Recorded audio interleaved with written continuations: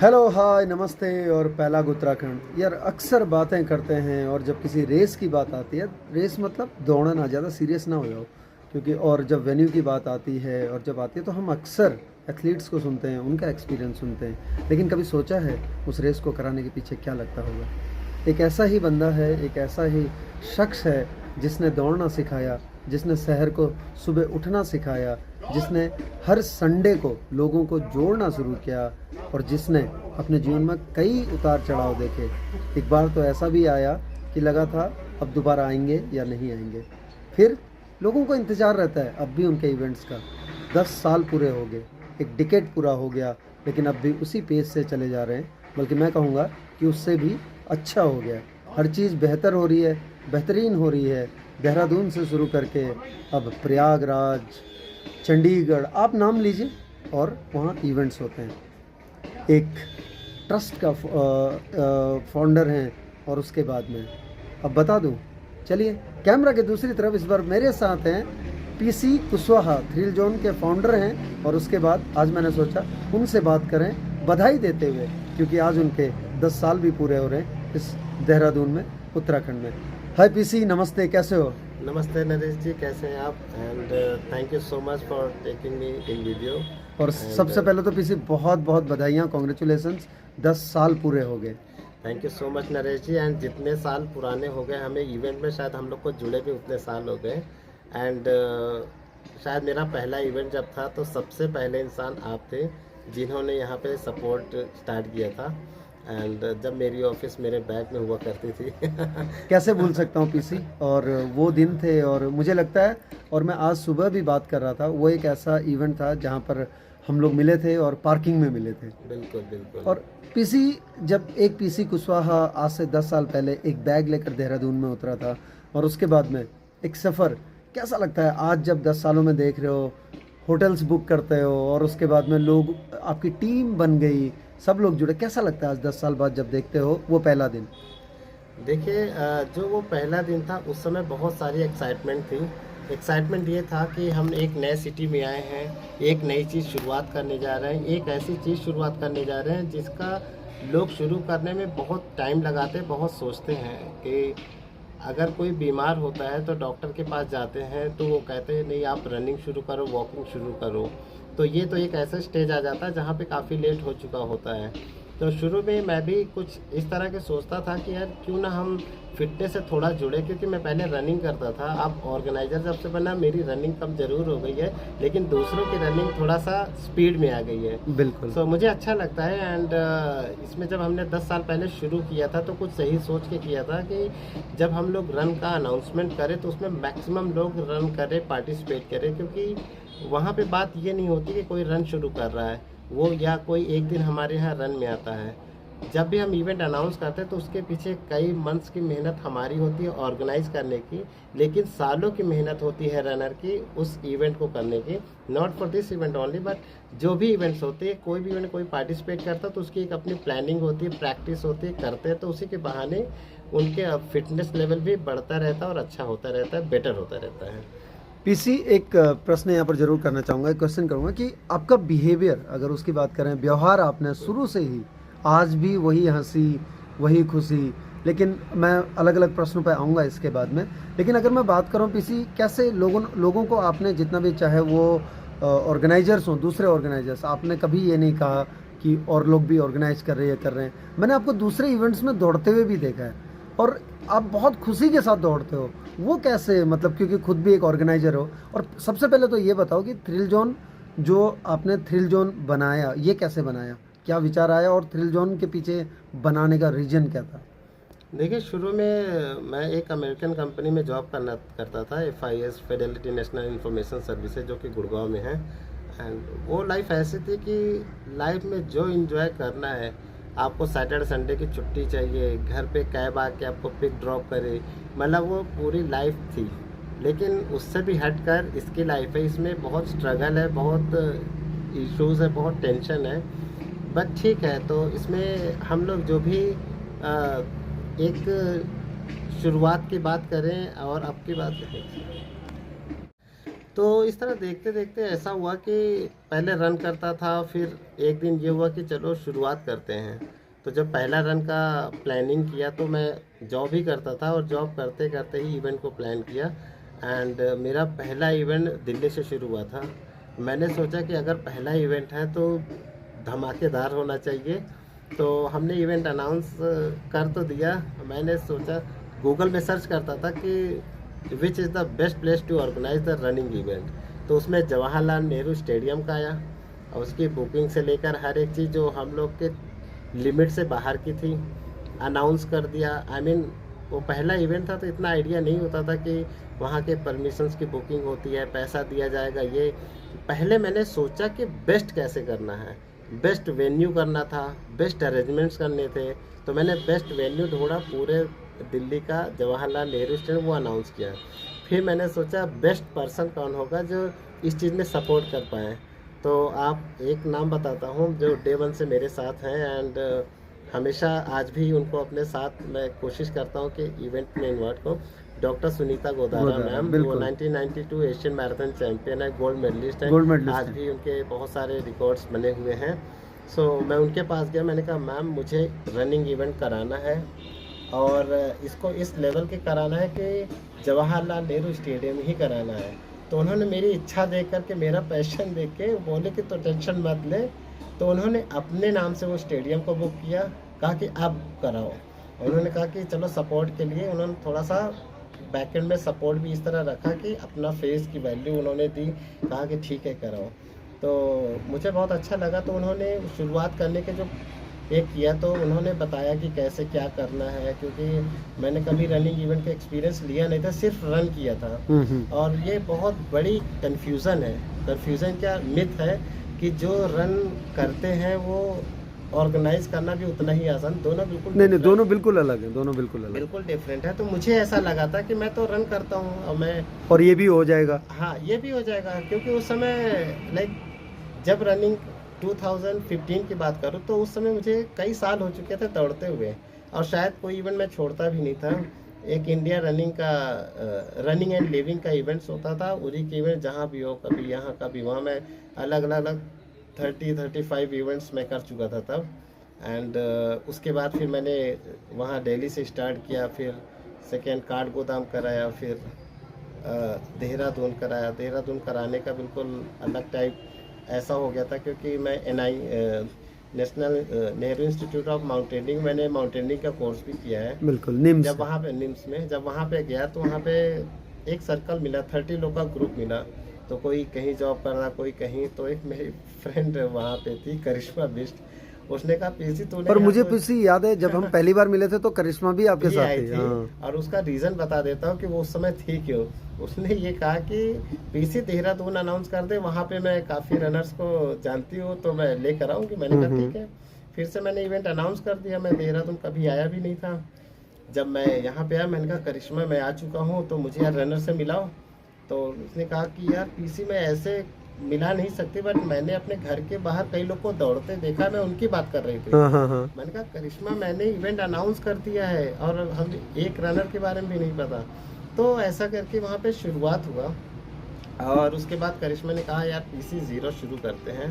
And तो फिर शुरुआत किया। एंड वो यहाँ पे स्टडी करती थी, तो उसने काफ़ी हिम्मत दी कि यार चल हम एक एक जगह मीटिंग करते हैं। तो कई मीटिंग्स हमने किया। उसके बाद नरेश सर से मिले, जो कि अभी है साथ में। और ये इवेंट किसी भी तरह हो गया। एंड इसमें पहले इवेंट में शायद नंबर्स किसी को नहीं पता होगा, 76 रनर्स थे। बिल्कुल। और मुझे लगता है ना वो इवेंट किसी को याद भी नहीं है उतना। वो इवेंट किसी को भी याद नहीं है, क्योंकि उस इवेंट का जो कॉमन पर्सन है, आज बात करें तो नरेश सर हैं।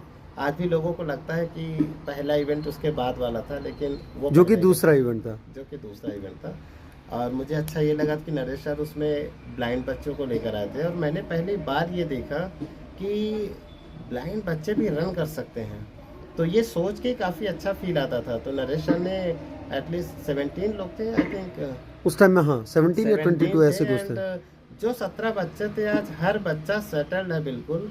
कोई फुटबॉल में चैंपियन है तो कोई इंडिया लेवल पे अच्छा खेल रहा है। और सबसे अच्छी बात है कि उस समय जब उन्होंने रन किया था तो वो जो देख सकते हैं उनसे अच्छी टाइमिंग उनकी हुआ करती बिल्कुल थी। बिल्कुल बिल्कुल। तो और कुछ का प्राइज़ भी उसमें आया था। तो ये इवेंट होने के बाद फिर कुछ टाइम और हुआ, तो एक देहरादून रनर्स क्लब बना। तो डॉक्टर अपर्णा मैम मुझे दिल्ली में मिली, तो उन्होंने कहा कि पीसी शिफ्ट हो जाओ देहरादून में और वहाँ भी इवेंट कराओ। तो मैंने एक इवेंट तो पहले करा रखा था, बट टफनेस लेवल देखते हुए फिर मुझे ये था कि यार देहरादून है तो अच्छी जगह।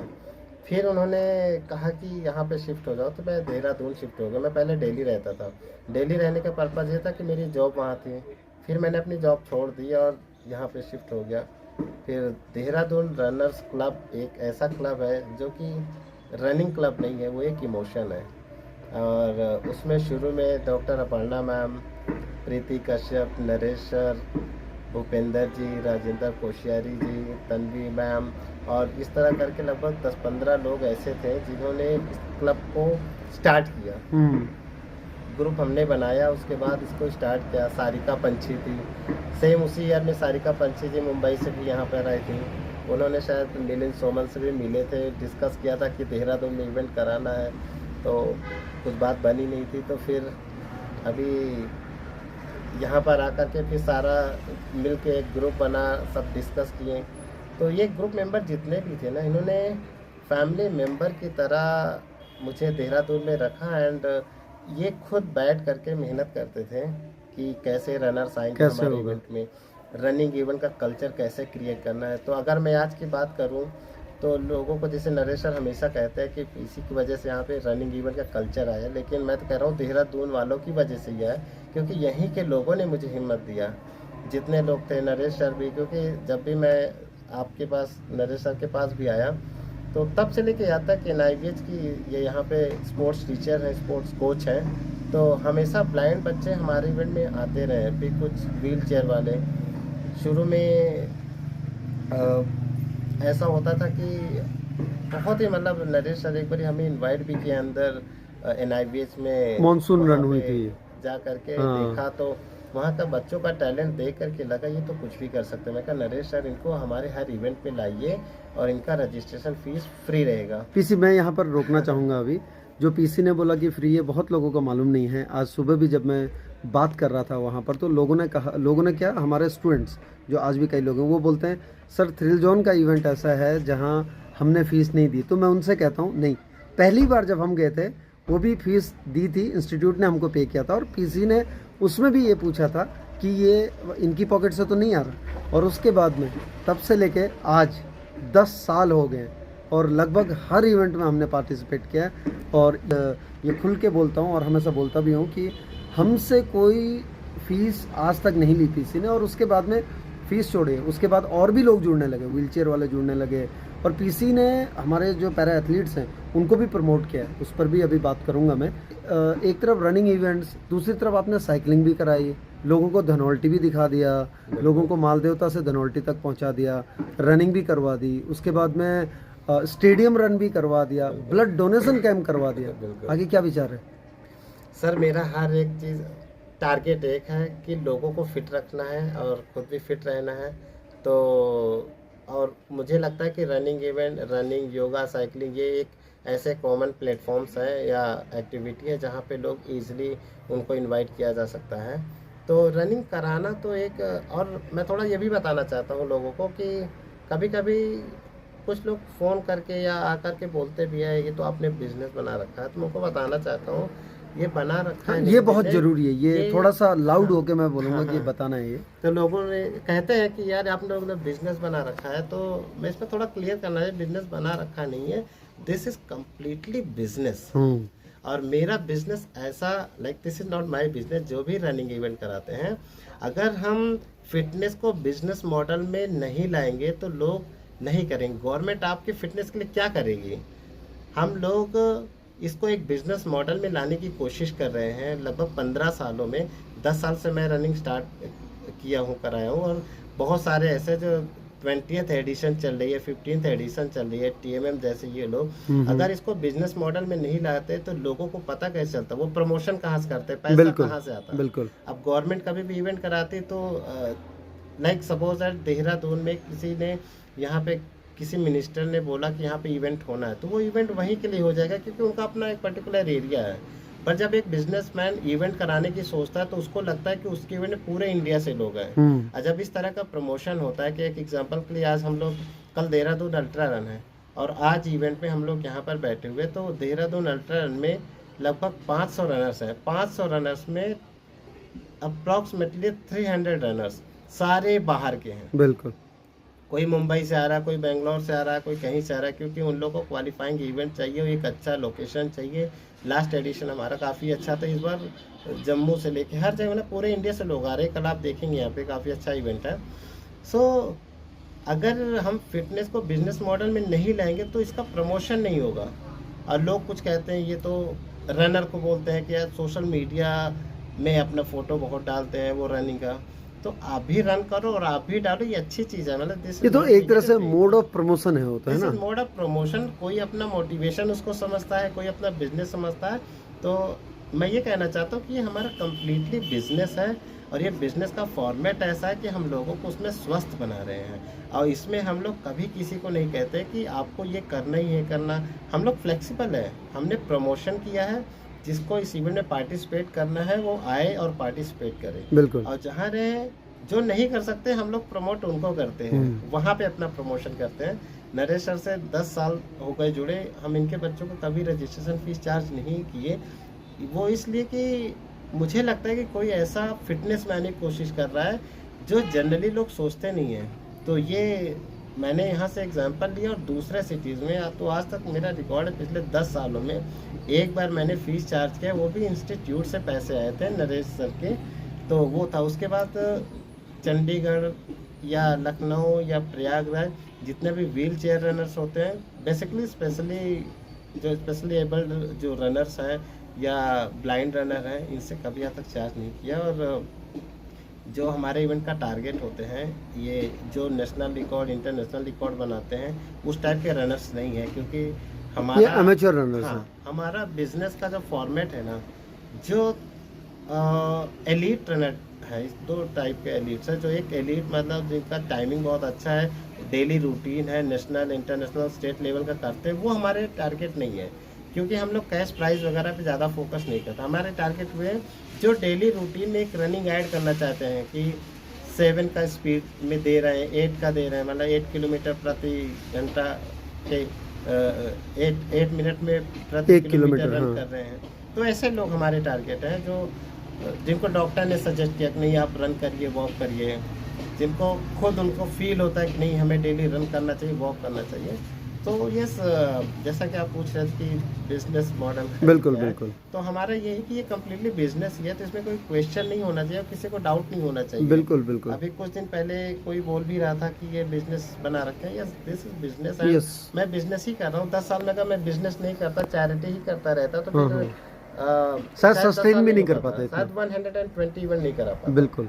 तो पीसी एक तरफ आपके 120 इवेंट्स और 10 सालों में सफ़र इतना आसान तो होता है नहीं, बहुत सारे उतार चढ़ाव आते हैं। एक फेज ऐसा भी आया, मैं पर्टिकुलर नहीं जाऊंगा उस पर और ना ही आपसे चाहूँगा, लेकिन एक फेज ऐसा भी आया पीसी, लोगों को लगा कि पता नहीं अब थ्रिल जोन आएगा या नहीं आएगा, पता नहीं अब पीसी सस्टेन करेगा या नहीं करेगा।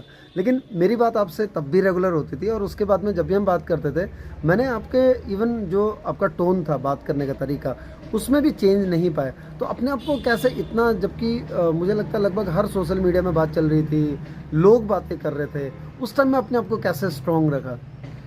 देखिए, ये मुझे लगता है सबकी लाइफ में होता है और मेरी लाइफ में ऐसा हुआ। मैं तो बहुत मैं इसको बहुत पॉजिटिव मानता हूँ, क्योंकि कभी कभी ना कुछ नेगेटिव होने से आपको ना स्ट्रेंथ मिलती है कि अरे मेरे ताकत मिलती है, ताकत मिलती है।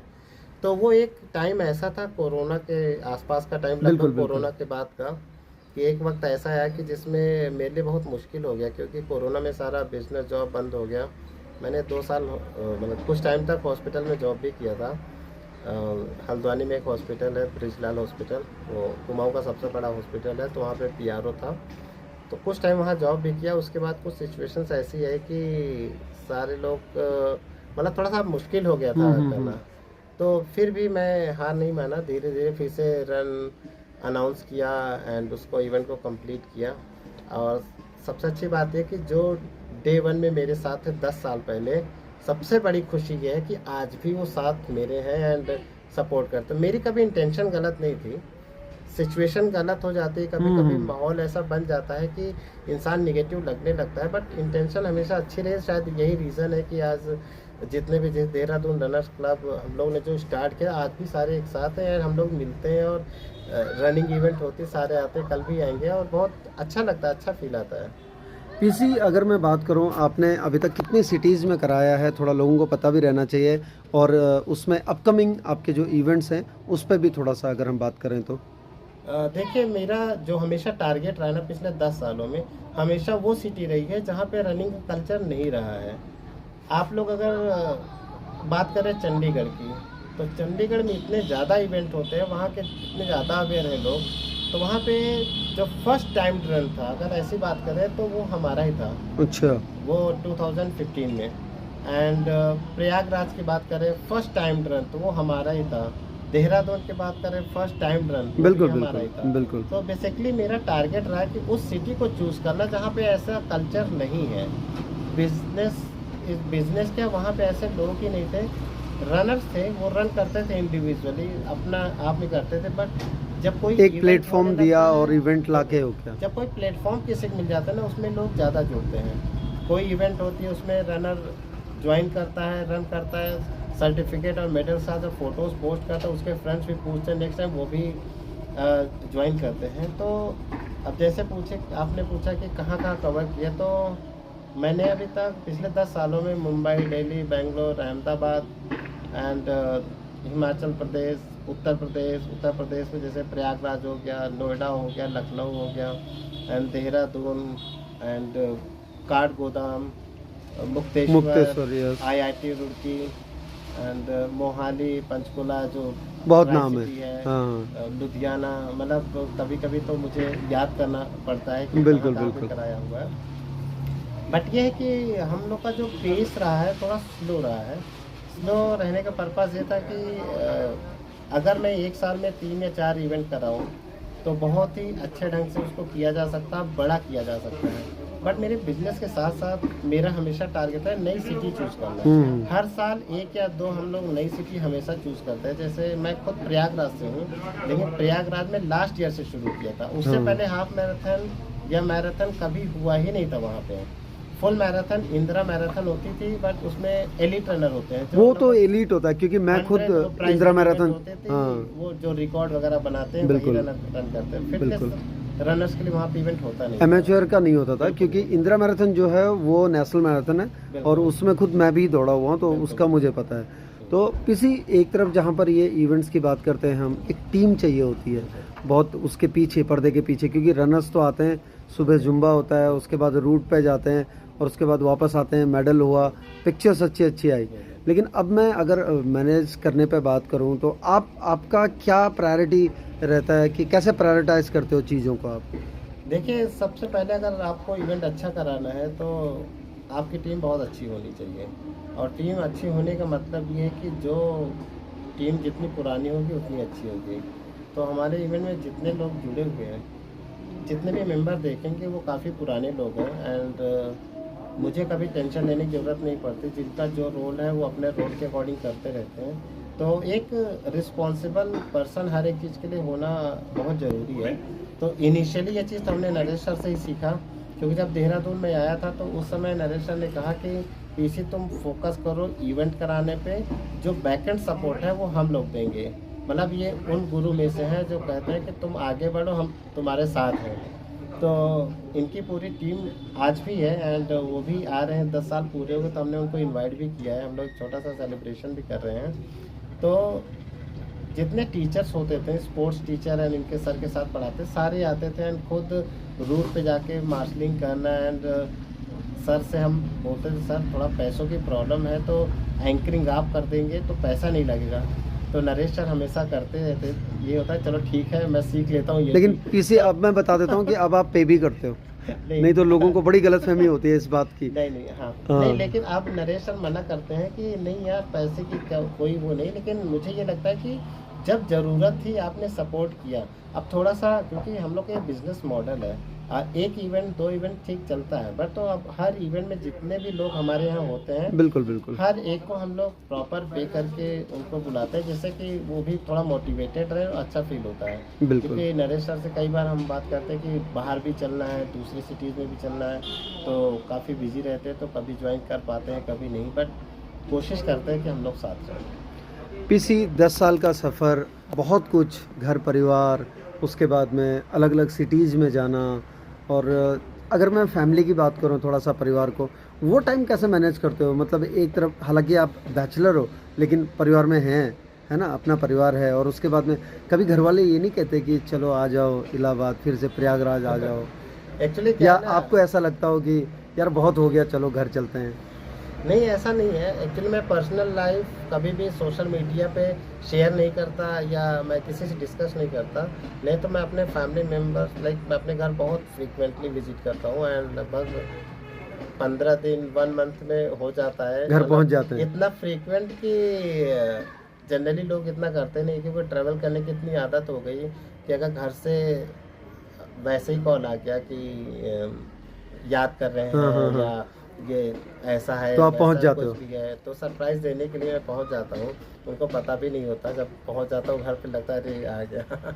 सो मेरा बड़ा फ्रीक्वेंट रहता है, तो मतलब अभी क्या है, जॉब ऐसा है हम लोग का कि कभी मैं यहाँ कभी वहाँ, अब एक एक हफ्ते में 5-6 सिटीज़ चेंज हो जाती है, क्योंकि अभी इस समय हम लोग का जो अपकमिंग इवेंट्स है, एक प्रयागराज है, एक चंडीगढ़ है, और एक काठगोदाम है, एक अभी देहरादून भी है, एक 2-3 डिस्कशन में चल रहा है, तो अलग अलग सिटीज़ में है। तो जब जहाँ से जिसकी मीटिंग्स का होता है, कोशिश करता हूँ कि मीटिंग को अटेंड करूँ, क्योंकि उस मीटिंग्स होती है जो टीम मैनेज नहीं कर पाती, तो मुझे देखना पड़ता है। तो ट्रैवलिंग वगैरह चलता रहता है, और फैमिली को भी मैं बराबर टाइम देता हूँ। क्या बात है पीसी, जो कि ज़रूरी भी है, बहुत क्योंकि ज़रूरी है वही ना। हमारी ताकत है।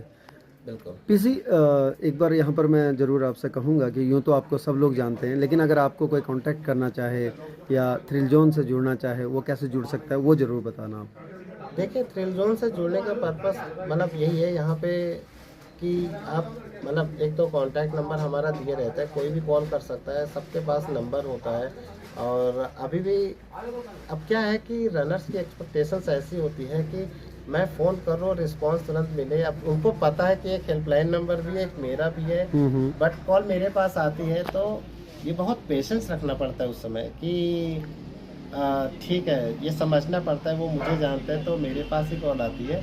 अभी क्या हम लोग का इवेंट चल रहा है, क्योंकि देहरादून में सब जानते हैं, सब पर्सनल लेवल पे कुछ भी छोटी सी चीज़ है तो मेरे पास ही आपको, कॉल हाँ, आती है। आपको कॉल आ जाएगा। जबकि ये बहुत मुश्किल होता है ये चीज़ों को मैनेज करना। तो ठीक है, मतलब ये सब अच्छा भी लगता है, क्योंकि मैं भी थोड़ा कनेक्टेड फील करता हूँ लोगों से। एंड थ्रिल जोन की वेबसाइट है, वहाँ पे जा कर के कुछ भी ईमेल आप लिखेंगे तो उसका रिप्लाई ज़रूर मिलता है। फेसबुक पेज भी है? फेसबुक, इंस्टाग्राम, हम लोग का पेज भी है द थ्रिल जोन नाम से इंस्टाग्राम पे। तो और छोटा मोटा ब्लॉग भी लिखता हूँ मैं pckushwaha.com पे, तो वहाँ पे कुछ अपने एक्सपीरियंस जो हुए हैं, जो लिया है, तो वहाँ पे काफ़ी कुछ है, तो आप वहाँ भी पढ़ सकते हैं इस चीज़ के बारे में। और पीसी जहाँ एक तरफ आप ऑर्गेनाइज करते हैं, वहीं दूसरे इवेंट्स में दौड़ने भी जाते हैं जब भी आपका इवेंट नहीं होता, और उसके बाद योगा में कैसे, मतलब मैंने आपके ब्लॉग्स देखे हैं, आप योगा भी काफ़ी अच्छे से मैंने एक्सप्लेन करते हो। एक्चुअली योगा का कोर्स मोरारजी देसाई इंस्टीट्यूट है दिल्ली में, हाँ। प्रेस्टीजियस काफ़ी अच्छा है, वो इंडिया में टॉप 10 की बात करें तो योगा सेंटर है, गवर्नमेंट का है। एंड इसके अलावा मैंने पोस्ट ग्रेजुएशन भी योगा से कर रखा है। सो योगा की ख़ास बात यह है कि मुझे अच्छा इसलिए भी लगता है, ये थोड़ा सोशल मीडिया वाली बात कर रहा हूँ मैं कि इंसान मोटा चाहे जितना हो जाए, मेरे अंदर फैट आ गया काफ़ी, लेकिन स्ट्रेचिंग से बॉडी जो स्ट्रेचेबल होती है ना, उसका इससे कोई लेना देना बिल्कुल नहीं है। बिल्कुल, हाँ। कि अगर आप बॉडी में फैट है तो बॉडी स्ट्रेचेबल नहीं। आज भी मैं समर सॉल्ट मार सकता हूँ, एंड हेड स्टैंड कर सकता हूँ, हैंड स्टैंड कर सकता हूँ, चक्रासन कर सकता हूँ। तो आसन का जितने भी हैं मैक्सिमम सारे कोशिश कर सकता हूँ कि हो जाए। नहीं तो कुछ दिन 2-3 दिन या 1 वीक 2 वीक्स प्रैक्टिस करने के बाद वापस सारी चीज़ें आ जाती हैं। और मेरा फेवरेट है योगा करना, लेकिन अभी कुछ रीज़न की वजह से मतलब लेज़ी हो जाता हूँ। रीज़न क्या है, बस यही है, बहाने मारता रहता हूँ अपने से। बट इस चीज़ को कंटिन्यू करना है और अच्छे ढंग से शुरुआत करना है। पीसी, आप खुद एक ऑर्गेनाइज़र हो, 10 साल की जर्नी कम नहीं होती। अगर मैं कहूँ कि ऑर्गेनाइज़र के पर्सपेक्टिव से आपका मैसेज क्या होगा?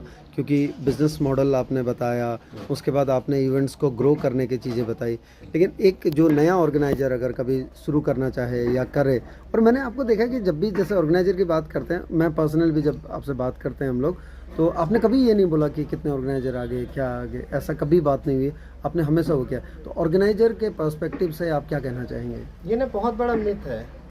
लाइक एग्जांपल के लिए एक एग्जांपल के लिए अगर मैं देहरादून में इवेंट कराता हूँ, तो लोगों और मैंने कोई इवेंट कराया, जैसे कोई दूसरा इवेंट अनाउंस होता है तो यही के लोग मुझे फ़ोन करना शुरू करते हैं कि पीसी कंपटीशन बढ़ गया है, कॉम्पिटिटर आ गया। तो ये बहुत बड़ा मिथ है और हम नरेश सर बहुत डिस्कस करते हैं ये चीज़ कि नरेश सर को भी ये बात पता है कि जितनी ज़्यादा इवेंट्स होंगी उतना ज़्यादा हर ऑर्गेनाइज़र के लिए फ़ायदा है, उतना ज़्यादा लोगों के लिए फ़ायदा है। कोई अकेले इस चीज़ को आगे नहीं बढ़ा सकता है। और उसका आपको एग्जांपल देता हूँ। सपोज दैट मैंने इवेंट आज कराया, उसमें 1000 लोग आए। इसके बाद कोई इवेंट नेक्स्ट मंथ कराया, उसमें भी 1000 लोग आए। तो कुछ रनर मेरे में जो पहली बार ज्वाइन किया, मेरी वजह से अब उस इवेंट में 10-20% कुछ लोग उसमें जाएंगे। अब जब उन्होंने कराया तो उन्होंने अपने प्रमोशन, अपने फंड से कुछ नए रनर लेकर आते हैं। वो 100 लोग आते हैं तो 10-20 लोगों को लगता है कि यार और अगला इवेंट कर रहा है, तो उनके रनर्स हमारे पास भी आते हैं। तो ये एक ऐसा साइकिल बन जाता है कि अगर आप एवरेज निकाल कर देखेंगे तो हमेशा आपको ये फील होगा कि जितनी ज़्यादा इवेंट होगी उतना ज़्यादा अच्छा होगा। हाँ, थोड़ा सा क्वालिटी ध्यान देना होगा, क्योंकि रनर्स को, जो आज तक मुझे समझ आया, रनर्स को सिर्फ और रनिंग की क्वालिटी चाहिए। वो पैसा भी पे करने के लिए रेडी रहते हैं, बट अगर उनको क्वालिटी हम दे सके तो। बट कभी कभी क्वालिटी लो करने की वजह से ना बहुत इवेंट्स ख़राब भी हो जाती हैं। तो मुझे ऐसा लगता है कि जितना ज़्यादा इवेंट हो सकता है ऑर्गेनाइज़ करना चाहिए और नए नए ऑर्गेनाइजर्स को आना चाहिए और उनका टारगेट, बिल्कुल इंटेंशन बहुत अच्छा होना चाहिए कि सिर्फ पैसा रखेंगे तो बहुत मुश्किल है। क्या बात है। पीसी, कल देहरादून अल्ट्रा रन है, आपका इवेंट है, तो उसके लिए आपको बहुत बहुत शुभकामनाएं। और इसी तरह से आप इवेंट करते रहें, ग्रो करें। एक बार फिर से आपको 10 साल पूरा करने के लिए बहुत बहुत बधाइयाँ। तो ये थे PC Kushwaha, founder of thrill zone. आपने देखा होगा इनको, ये ज़्यादा चुप चुप रहते हैं, हंसते रहते हैं, मुस्कुराते रहते हैं, लेकिन कुछ बातें ऐसी होती हैं। तो आज मैंने सोचा कि ऑन कैमरा बात करें, आप लोग ज़रूर सुनना इनकी बातें। और वो जो एक है ना कि ऑर्गेनाइजर्स बर्ड हैं, उसमें बहुत अच्छा बोला है, ये ज़रूर सुनना। और कल मिलते हैं। और थ्रिल जोन के जितने भी इवेंट्स हों, अगर आपको लगता है कि मैं ज़्यादा बोल रहा हूँ, आके देख लो। और उसके बाद में दूसरे इवेंट्स में भी जाके देखो। सब इवेंट्स अपने अपने लेते हैं, लेकिन जो एक क्वालिटी, जैसा कि कहा पीसी ने कि जो क्वालिटी पे ध्यान देते हैं, तो पीसी कुशवाहा सचमुच क्वालिटी पे ध्यान देते हैं। उनकी टीम को ये हिदायत होती है कि रनर्स आर प्राइम। रनर्स को लेके, वो चाहे रूट हो, चाहे फिर रिफ्रेशमेंट हो, चाहे मेडल क्वालिटी हो, बिब क्वालिटी हो, टी शर्ट क्वालिटी हो। वैसे मैं इतना क्यों बोल रहा हूँ, इतना पीसी ने बोल दिया। आप खुद आके इवेंट में देखो और थ्रिल जोन को फॉलो करो, आपको खुद पता लग जाएगा। Thank you.